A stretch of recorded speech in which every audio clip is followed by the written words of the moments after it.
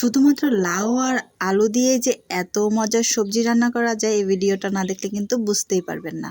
আসসালামু আলাইকুম প্রিয় বন্ধুরা, কেমন আছো তোমরা? আলহামদুলিল্লাহ আমিও ভালো আছি।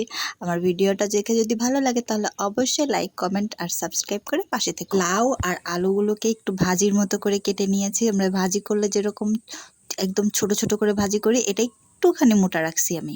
বেশ খানিকটা পানি দিয়ে লাউ, আলু, কাঁচামরিচ আর পেঁয়াজ দিয়ে সেদ্ধ করে নেব।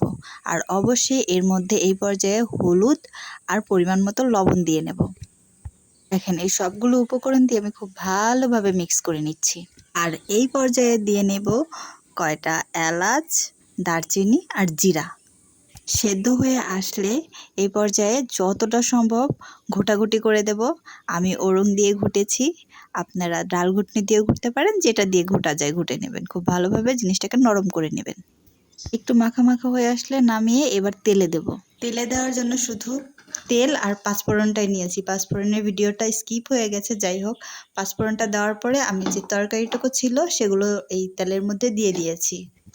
এই যে দেখেন সবজিটা, এটা কিন্তু হোটেলের খাবারের চাইতে অনেক বেশি মজা হয়েছে। রুটি বলেন, ভাত বলেন, যেভাবেই খান না কেন অনেক বেশি মজা খেতে। ভালো লাগলে অবশ্যই সাবস্ক্রাইব করে দেবেন।